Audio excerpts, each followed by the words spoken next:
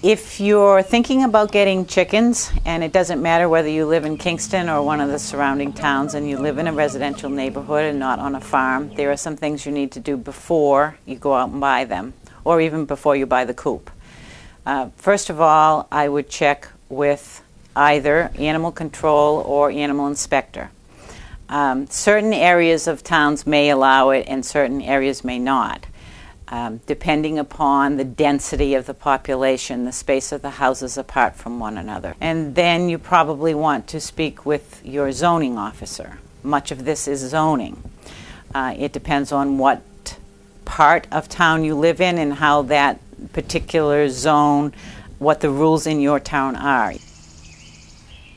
When we first got chickens, it was a little intimidating. We had never had them before, but my brother-in-law did. So we had an expert in the family and we were able to ask a lot of questions. Here in Pembroke, you do need a permit for chickens, and so you can just go to the town hall and fill a form out, and they ask you a couple of questions. It's pretty easy to do, very quick. They were very friendly when we did it. And then they come out and inspect the coop and the run and make sure that the chickens are healthy. Chickens need a coop or some type of cover. They need containment to the yard. Food for chickens attracts rodents. So you want to make sure that you have containment for your food.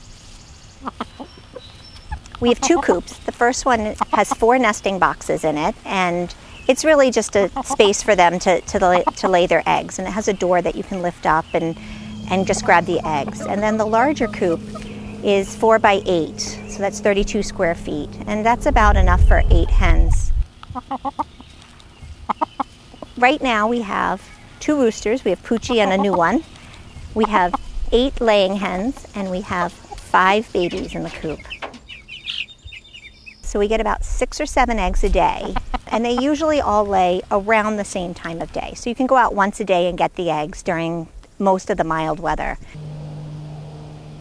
The other thing with chickens, when you're buying them or in Massachusetts, either small or as adults, they should be coming with a pullorum-free certificate. That protects you from salmonella and pullorum, and you know that your animals are healthy.